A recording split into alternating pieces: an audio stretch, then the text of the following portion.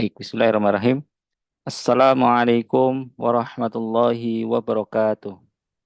Waalaikumsalam Salam warahmatullahi wabarakatuh. warahmatullahi wabarakatuh.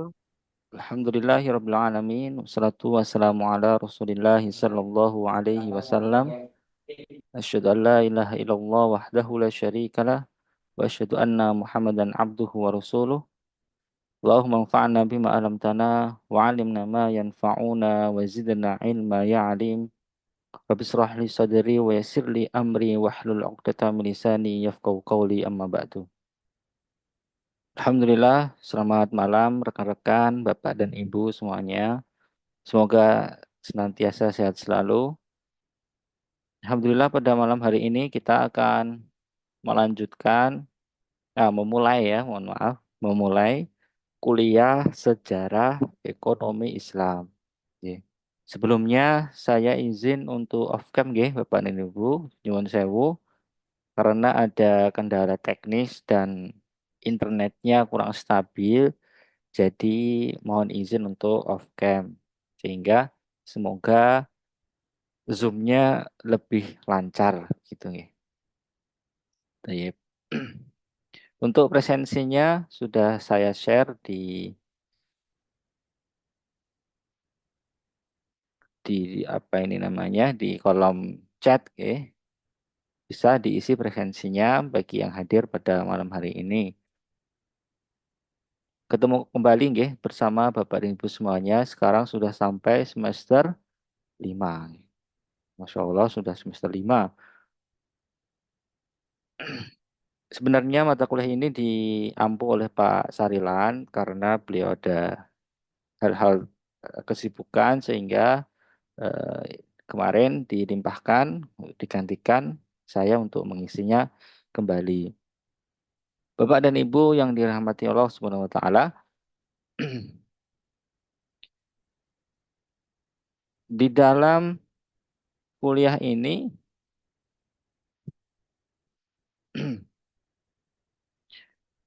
kita membahas tema yang sangat menarik sebenarnya ini. Kalau kita bahas secara pendalam gitu ya, itu sesuatu yang menarik sekali ya. Karena berkaitan dengan isu-isu yang kita hadapi bersama, ya. Masalah ekonomi, masalah kesejahteraan, sejarah ekonomi Islam. Ini slide-nya bisa terlihat ya Bapak dan Ibu semuanya. Sebenarnya saya lebih nyaman untuk menggunakan papan tulis ya. Ini saya tadi coba beberapa kali masih ada errornya. Jadi mungkin nanti kita ketik-ketik saja ya apa yang ingin saya tulis itu. Ini sudah terlihat nggih Bapak dan Ibu secara ekonomi Islam. Ya. Untuk ilmu komunikasi itu apakah juga mendapatkan makul pengantar ekonomi nggih? Ilmu komunikasi. Sepertinya belum ada ya. Belum ada ya Bu. Adanya itu bisnis digital sama akuntansi ya. Akuntansi juga belum. Iya, ada belum juga ya. Hmm, Baru apa statistik ya? Statistik sama Pancasila dulu waktu pertama. hmm, yes. Ini mata kuliah yang sedikit komprehensif ya, lebih tingkatannya lebih dalam. Ini akan nyambung atau sangat kita apa ini enak ya kalau kita membahasnya itu sebelumnya kita sudah mengenal pengantar ekonomi. Nah, setelah itu kita di sini membahas sejarah ekonomi Islam. Jadi secara komparasi itu kita bisa melihat jelas nanti ya, perbedaan mengenai ekonomi Islam gitu ya. Nah, ini kalau kita kaitkan dengan kondisi kita sekarang adalah kita memahami kenapa kehidupan sekarang kita ini ya di dalam kehidupan keekonomian kita mungkin yang paling mudah untuk kita pahami ini ya Bu, apa itu namanya adanya bank bank konvensional, kemudian ada bank syariah. Nah, gitu. Dimulai dari situ kita bisa nih bertanya-tanya bahwa kenapa ya kok ada bank syariah, tapi kok ada juga bank konvensional? Ada apa nih gitu? Kenapa harus ada lembaga yang syariah dan yang enggak syariah gitu? Nah, itu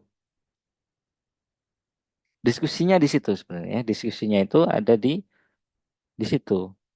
Nah, kalau secara teori ya kita mempelajarinya itu nanti untuk ilmu apa itu namanya textbook atau teori ya cerita-cerita teori tentang sejarah ekonomi Islam saya share di WhatsApp itu ada buku bagus yang otoritatif secara akademik diterbitkan oleh Brill ya Brill itu penerbit di Leiden University di Belanda ya itu adalah salah satu karya akademik yang bisa dibilang otoritatif Bapak dan Ibu semuanya Islamic Economic A Short History. Nah, itu teori-teorinya ya.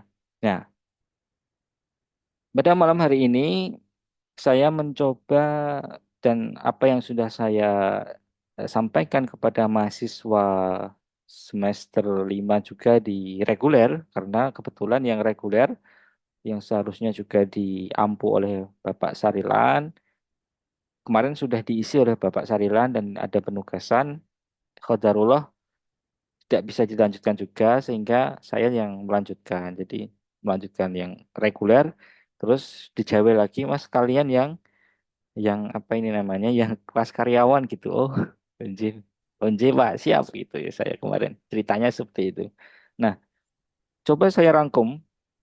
Saya rangkum itu ada 3 poin utama ya mungkin ya. Poin utama sejarah ekonomi Islam. Eko, ekonomi Islam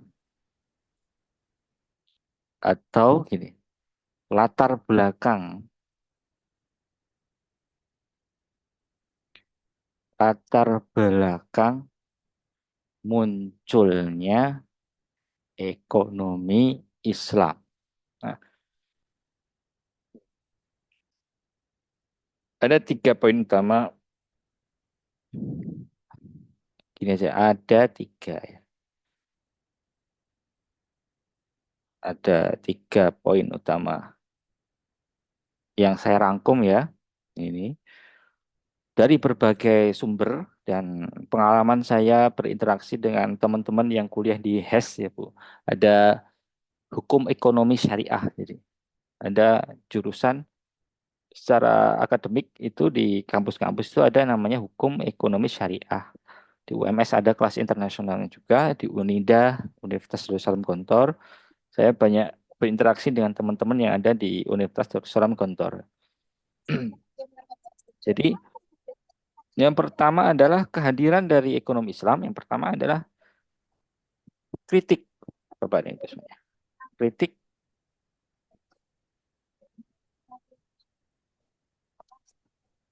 kritik atas sistem atau ideologi,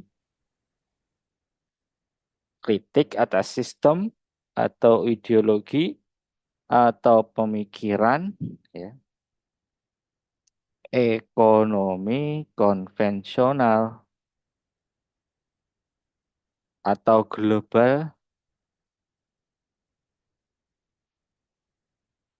yang ada ya yang ada di dunia gitu ya di dunia seluruh dunia maksudnya ya tidak hanya di Indonesia ini bersifat global ya ya jadi kehadiran dari ekonomi Islam itu yang pertama kritiknya kritik atas adanya sistem ideologi atau pemikiran ekonomi konvensional atau global yang ada di dunia. Biasanya kalau by history ya, dengan sejarah, Yang sejarah itu akan muncul beberapa nama, Bapak dan Ibu semua. Secara sejarahnya, kalau kita ambil keterangan secara sejarahnya, secara historis, ada beberapa pemikiran inti ya yang mempengaruhi ekonomi global atau biasa dengan disebut juga modern gitu ya, mungkin ekonomi modern ya.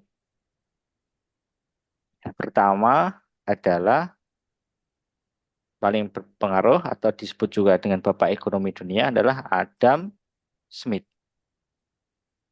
Dia menulis buku The Wealth of Nations.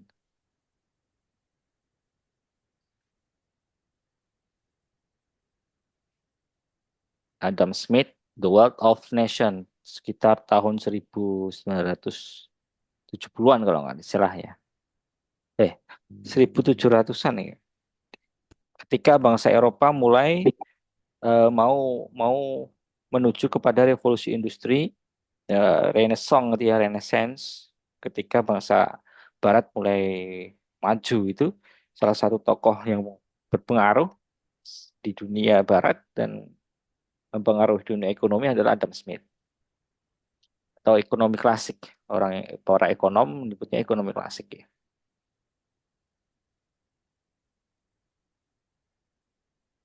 Nah, ini di dalam karya ini tuh diajarkan berbagai pemikiran mendasar bagaimana bangsa itu bisa menjadi kaya. Jadi dulu bangsa Eropa itu menghadapi salah satunya adalah merkantilisme.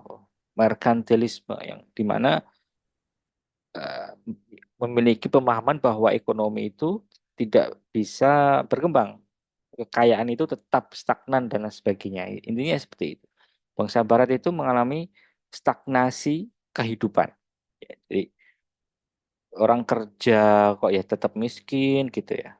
Bangsa yang miskin sudah apa itu namanya melakukan ini itu tetap aja mentok begitu dan sampai ada juga yang menyebutkan masa hidup itu cuman sampai berapa tahun ya? 40 atau 30 tahun gitu. Itu terjadi krisis seperti itu dulu. Akhirnya orang yang mengubah bangsa Eropa ketika zaman seperti itu adalah Adam Smith. Ketika dia beliau ada seorang akademisi ya, dia mencetuskan ide tentang kebebasan berekonomi gitu ya. Kebebasan yang berkaitan dengan bekerja dan kesejahteraan. Nah, untuk poin-poin pemikiran beliau bisa dicari di Google ya Bapak dan Ibu semuanya. Zaman sekarang informasi ada di Google ya. Banyak di YouTube juga beberapa review juga banyak tapi ada beberapa yang kurang komplit sih ya. Ya. Memang lebih idealnya itu dijelaskan oleh pakar. Tapi untuk mencari informasi di YouTube boleh lah ya.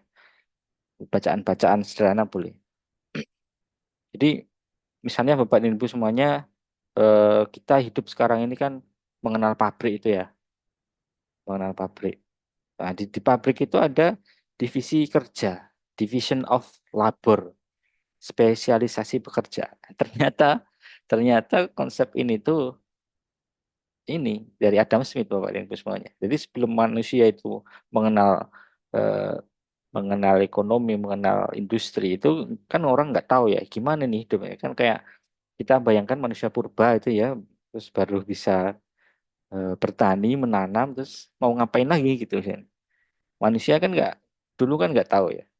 Akhirnya itu salah satu poin pemikiran-pemikiran Adam Smith yang berperan di dalam membangun ekonomi negara itu ya. Namanya division of labor.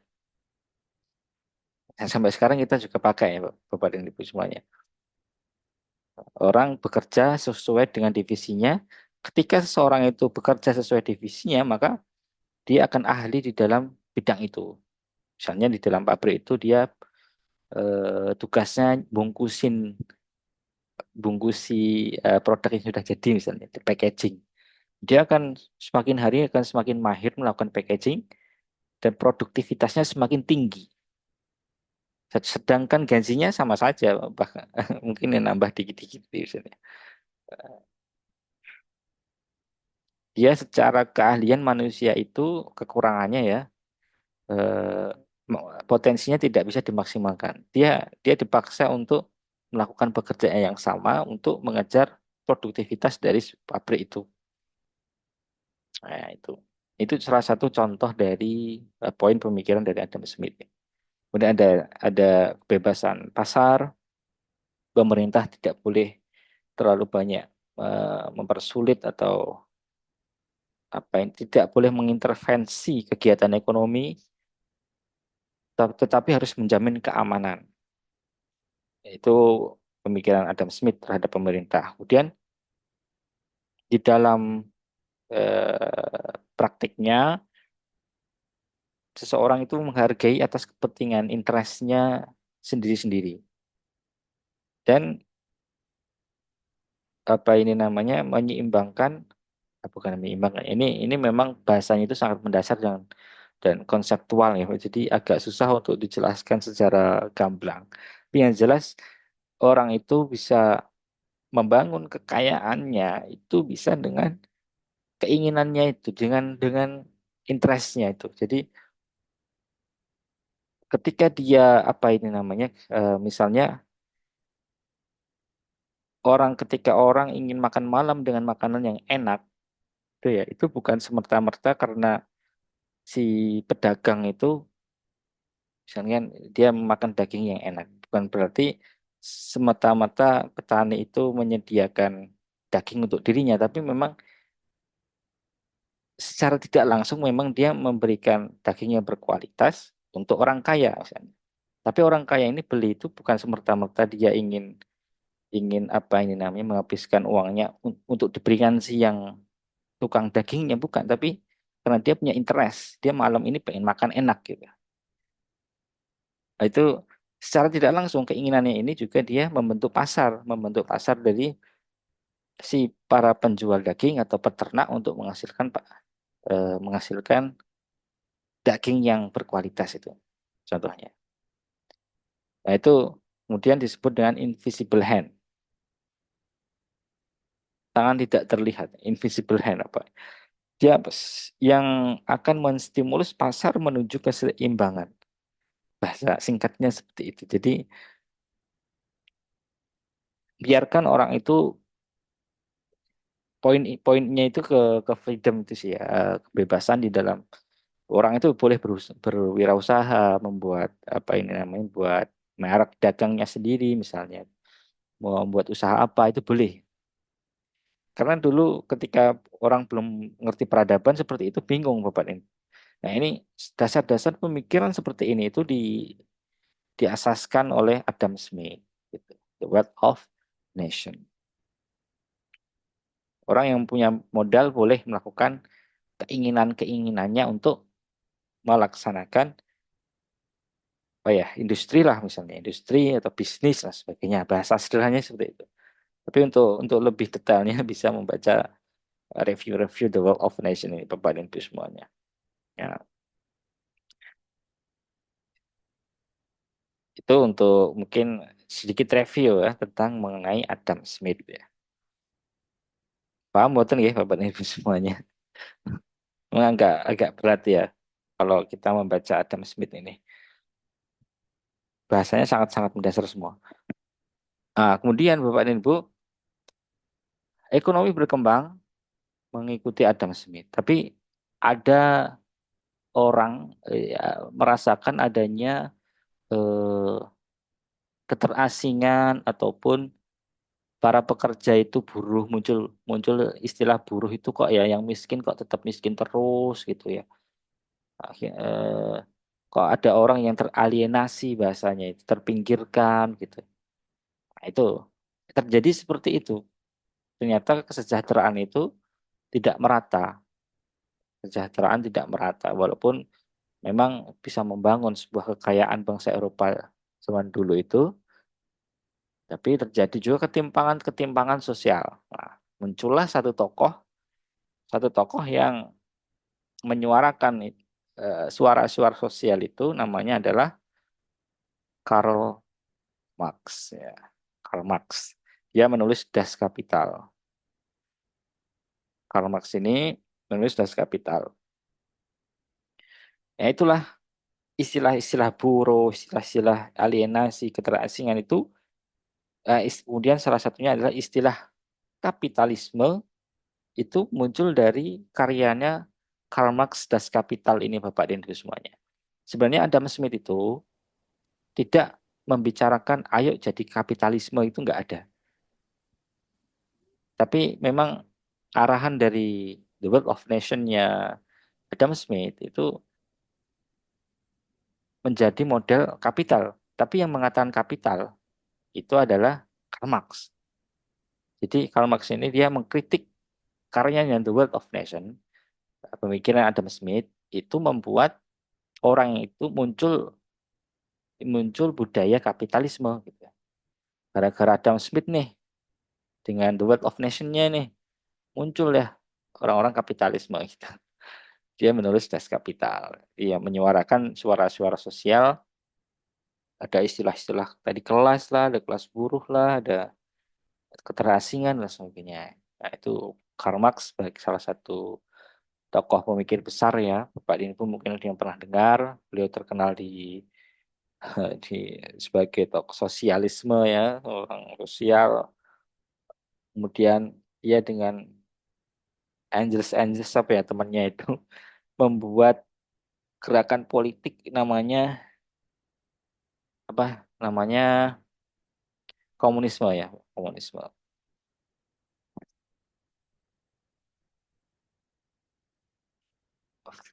Fredrik Angel atau siapa ya saya lupa. Jadi ada dia sama ada rekannya membuat gerakan politik berdasarkan pemikiran Karl Marx menjadi komunis ya, komunis. Beliau tokoh komunis ya. Tapi orang yang belajar Marx, Karl Marx, ya Karl Marx. Orang yang belajar Marx, mengikuti Marx itu Marxis ya, Marxis. Tapi belum tentu Marxis itu juga dia mengikuti gerakan politiknya. Ya, itu ini untuk kasus dari Karl Marx ini panjang juga ini. Intinya dia memang banyak dirujuk untuk masalah-masalah sosial, sosialisme. Nah, itu untuk Karl Marx. Ada lagi teori-teori eh, ekonomi yang terkenal itu ada apa ini namanya? Saya lupa ya saya. Satunya itu mengenai populasi ya. Teori populasi dari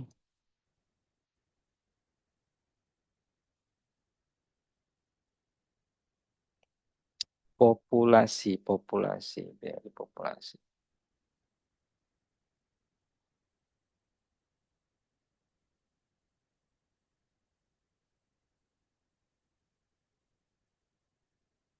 Teori Malthus ya, Robert Malthus, betul, Robert Malthus. Populasi tentang populasi ya. Menyatakan bahwa pertumbuhan populasi akan selalu melebihi pertumbuhan sumber daya alam yang tersedia sehingga kemiskinan dan kelaparan akan selalu menjadi ancaman bagi manusia. Tapi teori Malthus ini sudah banyak dikritik ya dan lebih condong yang eksis itu ya masih masih the wealth of nation itu seorang orang sekarang orang kaya itu ya punya banyak bisnis makin kaya orang miskin kalau istilahnya dari Marx itu orang miskin di apa dipisah di, dia dihilangkan dari produksi ya Pak orang miskin orang kecil itu dia tidak punya alat produksi sengaja dijadikan buruh dia tidak bisa menjadi kaya karena dia tidak bisa berproduksi. Karena dia memang disetting agar dia selalu jadi buruh. Nah ini sampai sekarang masih terjadi seperti itu ya pada ibu semuanya. Jadi masih ya masih asik ya. Ada masih sama Karl Marx ini kalau didiskusikan masih asik di dunia industri ini ya. Nah itu gambaran dari ekonomi dunia yang kita rasakan, kita jalani itu seperti itu Bapak dan Ibu semuanya. Hmm. Itu yang poin pertama. Ada 3 poin utama ya.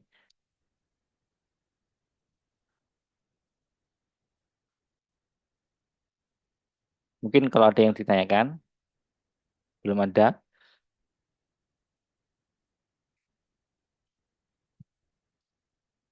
Belum, kita lanjut ke poin 2 dan 3. Ya. Poin kedua, poin kedua, adanya ekonomi Islam adalah untuk kembali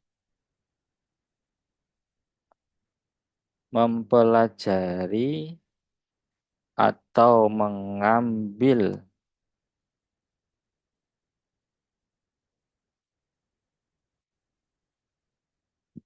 model apa yang model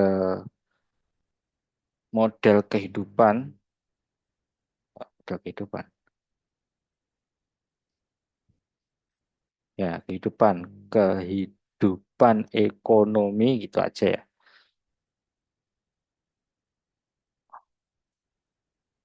yang telah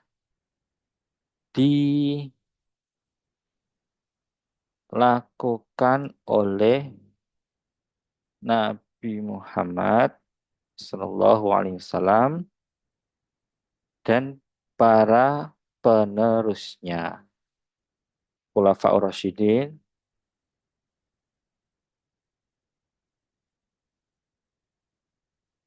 dan seterusnya gitu Bapak Ibu sekalian.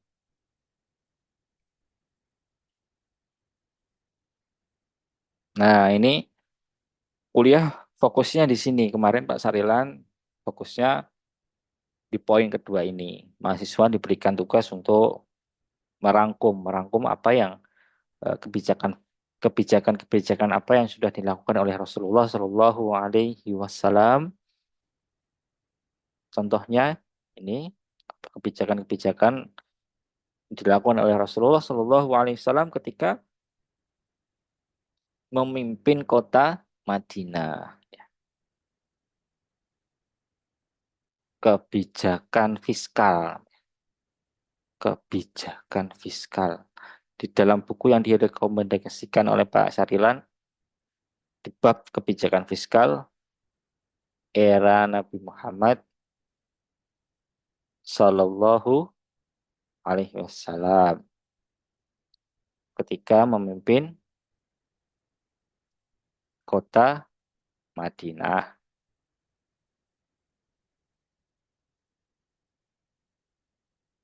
dan era Khulafaur Rasyidin.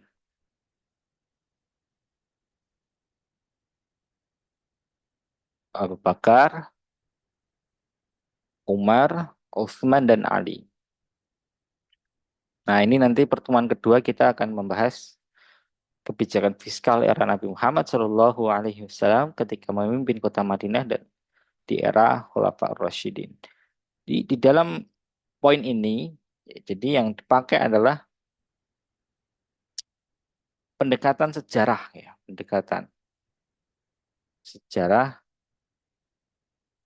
tentang ekonomi, tentang eh, ajaran Islam ya, ajaran Islam yang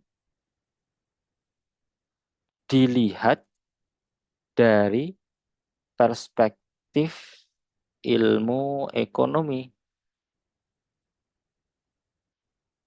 Ini di bawah aja ya, di bawah aja. Jadi poin inti di sini itu seperti ini. Jadi bukan zaman dulu itu kan nggak ada di Al-Quran, nggak ada kata ekonomi itu nggak ada. Ya, tapi Islam dengan Al-Quran dan Sunnah apa yang sudah dilaksanakan oleh Nabi Muhammad Shallallahu Alaihi Wasallam, dilaksanakan oleh Khulafaur Rasyidin, diteruskan oleh Bani Umayyah, Bani Abbasiyah dan seterusnya sampai zaman sekarang ini, itu ada ajaran Islam yang ternyata ketika dilihat dari ilmu ekonomi itu masuk gitu loh. Jadi bukan bukan kita melabeli oh ini nih ekonomi Islam sudah dilakukan Nabi sekedar melabeli itu bukan nalarnya, lebih kurang lebih tepatnya tidak seperti itu, tapi lebih tepatnya kita sebutkan bahwa di ajaran Islam itu ada yang sudah diajarkan ilmu ekonomi sebelum manusia mengenal ekonomi yang apa itu namanya yang diajarkan di Yunani, Romawi ataupun Barat modern gitu. Jadi di dalam agama Islam itu sudah ada ajaran-ajaran untuk menata kehidupan, entah itu individu, sosial dan masyarakat dan negara. Dan ternyata ketika dilihat dari ilmu ekonomi, nah itu ada juga di ilmu ekonomi, tapi bukan berarti Islam yang mengikuti ilmu ekonomi ya, kan ya, kebalik ya. Tapi Oke, bagi pemilih dapat Islam memberikan suara secara mandiri, pendamping yang ditunjuk membantu pemilih menuju bilik suara dan ada suara bersangkutan masuk ya. betul-betul termasuk pemilih sendiri. Bagi pemilih yang tidak dapat memberikan suara secara mandiri, pendamping yang ditunjuk membantu mencoba. Nah, ada kuliah lagi apa itu tadi? Nah, itu ya Bapak dan Ibu untuk poin yang kedua, poin intinya di situ. Ya. Nah, nanti kita akan membahas ini ya. Untuk pertemuan selanjutnya, pertemuan kedua, kita akan mempelajari secara kesejarahan apa yang dilaksanakan oleh Nabi Muhammad Shallallahu Alaihi Wasallam ketika memimpin kota Madinah, menggunakan Quran dan Sunnah, melaksanakan perintah-perintah Allah. Itu ternyata dilihat dari ilmu ekonomi itu masuk kepada kebijakan fiskal gitu. Jadi, oh ternyata ajaran ajaran Islam yang ini tuh masuk masuk teori-teori kebijakan fiskal seperti itu. Nah, ini kita mengambil pelajaran atau mengambil model kehidupan lagi dari orang-orang soleh zaman dahulu. Perspektif sejarah. Seperti di buku yang saya share di grup WA itu juga sudah ada. Eh, Itu dijelaskan dari Nabi Muhammad ya. Banyak kan seperti itu buku-buku ekonomi Islam. Nah, ini yang poin yang kedua. Poin yang ketiga,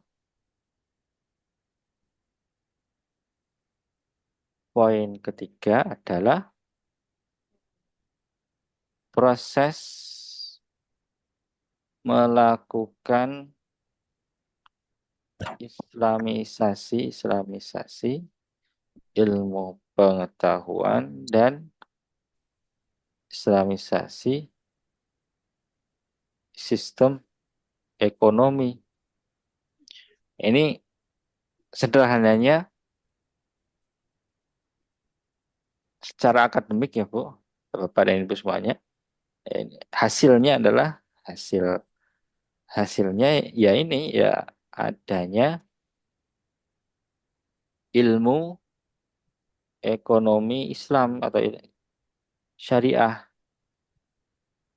Padahal sebuah ilmu bisa eksis sebagai ilmu itu harus ada filsafat ilmunya Bapak dan Ibu semuanya. Jadi tidak semerta-merta para akademisi itu menyebutkan misalnya Islamic biologi itu fisika fisika Islami gitu.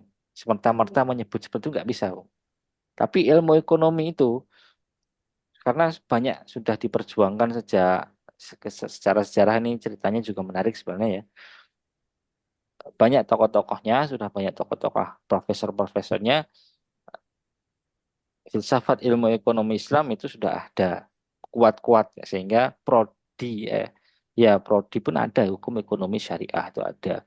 Ini juga berbarengan dengan munculnya dan lembaga tinggi ya, lembaga tinggi ya. Muncul kampus-kampus Islam, lembaga tinggi Islam, lembaga pendidikan tinggi. Munculnya kampus-kampus Islam itu juga berbarengan dengan ini ya, kembangnya ilmu ekonomi Islam. Ilmu ekonomi Islam. Ini di segi pendidikan. Jadi proses melakukan Islamisasi ilmu pengetahuan dan Islamisasi sistem ekonomi saya lengkapi dulu untuk membangun kembali peradaban Islam. Seperti itu. Membangun kembali peradaban Islam. Yang pertama, pendidikan atau ilmu dan ilmu pengetahuan, munculnya lembaga pendidikan tinggi Islam dan ilmu ekonomi Islam atau ekonomi syariah, keilmuan ya.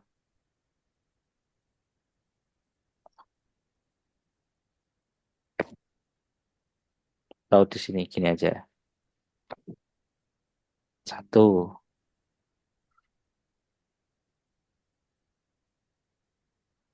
dua, di bidang pembangunan kembali peradaban Islam ini juga dikenal dengan gelombang revivalisme Islam, Bapak dan Ibu semua. Secara bidang-bidang perjuangan untuk memudahkan kita melihat ya fenomena revivalisme Islam, setidaknya ada tiga.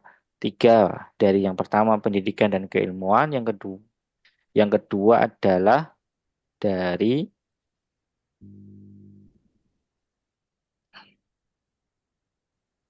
politik, bidang politik,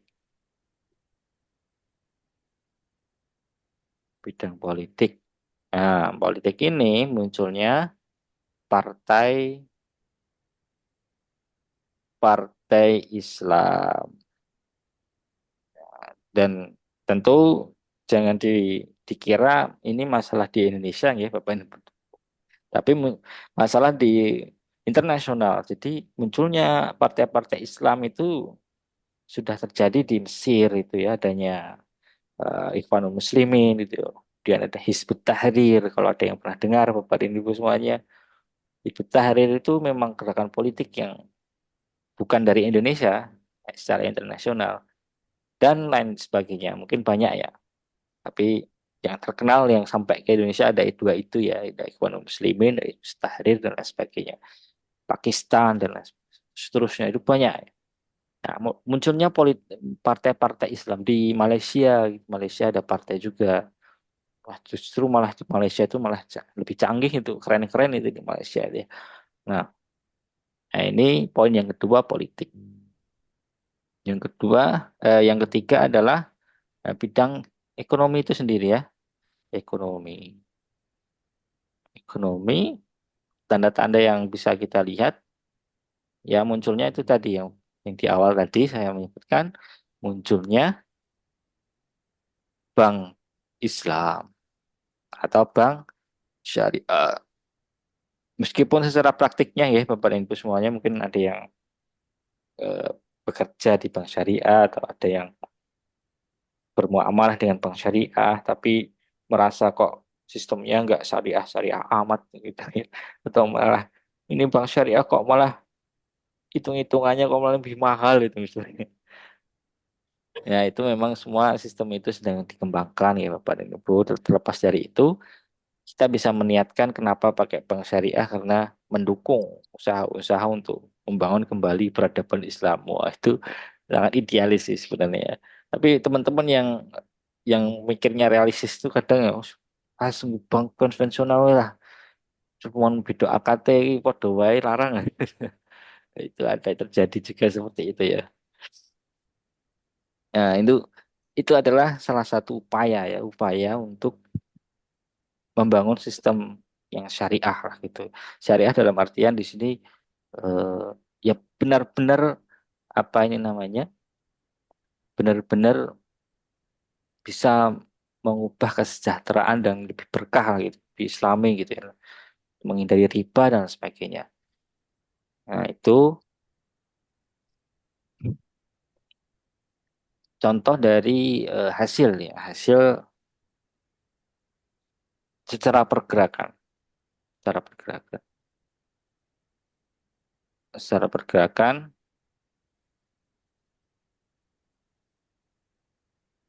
ada tiga ini. Terakhir, Bapak dan Ibu, secara konseptual, Islamisasi secara konseptual.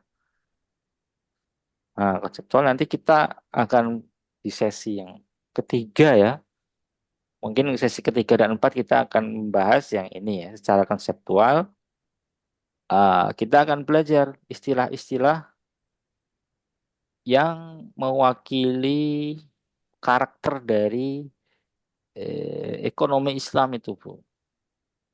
Ya, jadi di dalam Islam, kehidupan kita berekonomi lah, kita mengambil istilah ekonomi ya. Kalau kita dari perspektif Islam ya kita bermuamalah, ada konsep manusia itu sendiri, Bu. Kita membahas manusia. Sebenarnya manusia itu hidup untuk apa? Apakah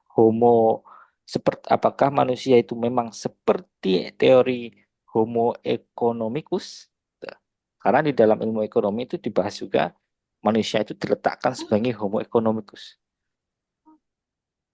Nah, apakah Islam kira-kira sesuai dengan pandangan dunia Islam nggak ya ini? Kira-kira sesuai dengan worldview Islam nggak ini? Sesuai dengan fikih nggak? Kita akan mengevaluasi konsep manusia,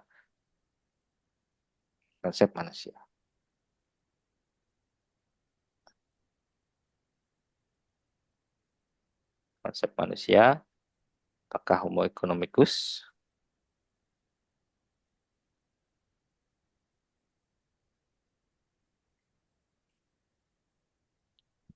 Nah, itu yang pertama. Kemudian yang kedua, kesejahteraan.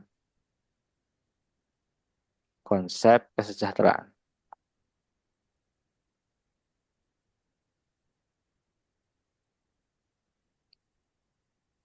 Dalam Islam itu nah, terkonsep di dalam makna al-falah. Al-falah. Nah, gini. Al-falah.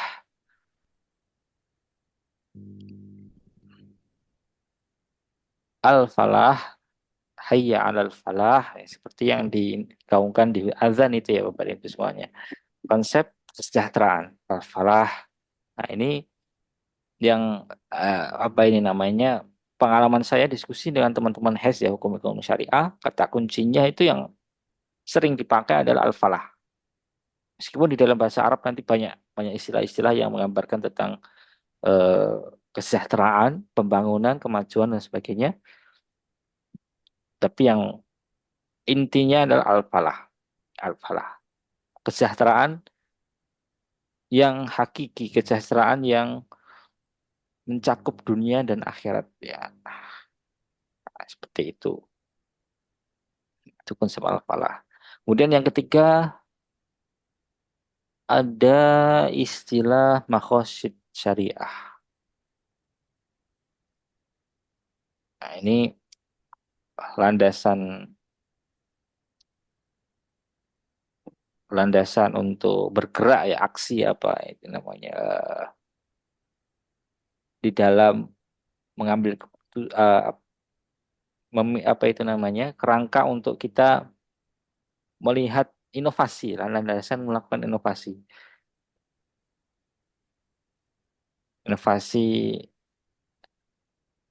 salah satunya ya. Pun makhosid syariah, kerangka makhosid syariah ini juga ada di usul fikih juga ya. Jadi memang apa itu namanya, membahas mengenai tujuan dari syariah yang menjaga agama, menjaga keluarga, menjaga harta dan lain sebagainya. Nah, itu di dalam praktik bisnis ya, itu apa sih, muamalah apa yang, kenapa kita melakukan ini, kenapa kita harus melakukan itu ya. Itu diperbolehkan dengan asas-asas maqasid syariah gitu. Nah, itu itu nanti kita akan membahas kembali di bab itu ya, maqasid itu syariah. Al-hayat, dan kemudian ada juga al-hayat dan thayyibah dan sebagainya dan seterusnya. Ini ada konsep-konsep yang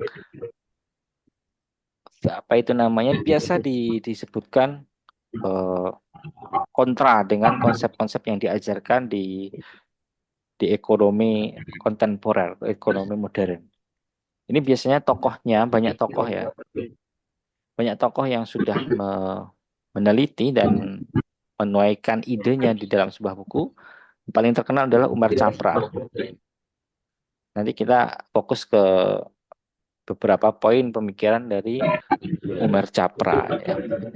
Nah, untuk memudahkan kita belajar ya, karena sumber itu banyak. Salah satu tokoh yang banyak dikutip oleh teman-teman hukum ekonomi syariah itu Umar Capra. Jadi itu Bapak dan Ibu semuanya.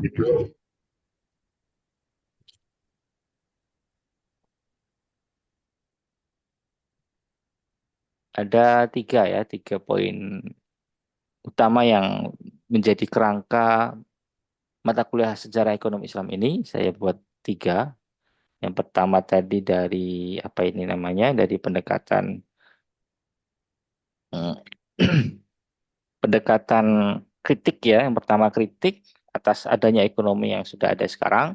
Yang kedua adalah kita mengambil kembali pelajaran apa yang sudah diamalkan oleh Nabi Muhammad SAW yang hidup dengan Al-Quran dan Sunnah yang ternyata menghasilkan sebuah budaya ekonomi ya. Kita ambil kembali pelajarannya. Ya. Kemudian yang ketiga adalah membangun kembali peradaban Islam ya, untuk membangun ekonomi. Ya, membangun ekonomi. Seperti itu Bapak Ibu semuanya. Mungkin kalau ada yang ditanyakan, Bapak dan Ibu semuanya,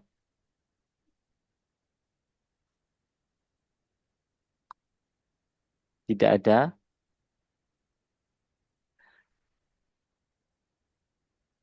Sementara tidak ada. sementara tidak ada. Nggih. Untuk informasi kuliahnya, mungkin karena kita ketinggalan, nggih. Minggu depan hari Jumat lagi, nggih, Bapak dan Ibu. Bagaimana? Siap. Minggu depan lagi hari Jumat, waktunya sama, pada Isya sekitar 19.45. Kemudian di situ baru saya share soal UTS-nya. UTS nanti dikerjakan seminggu, 2 minggu, dikumpulkan seperti biasa. Seperti itu Bapak dan Ibu semuanya. Siap. Siapa? J. Matur suwun nggih Bapak dan Ibu semuanya untuk malam hari ini. Kalau jika tidak ada yang ditanyakan bisa kita akhiri. Selamat melanjutkan aktivitasnya untuk yang sudah hadir dan saya mohon maaf ketika ada salah katanya. Semoga lain waktu kita bisa bertemu ya Bapak dan Ibu semuanya. Mari kita tutup kuliah pada malam hari ini dengan hamdalah dan doa kafir majelis. Alhamdulillahirabbil alamin. Subhanakallahumma wa bihamdika asyhadu an la ilaha illa anta astaghfiruka wa atubu ilaik. Assalamualaikum warahmatullahi wabarakatuh. Waalaikumsalam warahmatullahi Waalaikumsalam wabarakatuh. warahmatullahi wabarakatuh. Terima Waalaikumsalam kasih. warahmatullahi wabarakatuh. Di sami-sami Bu.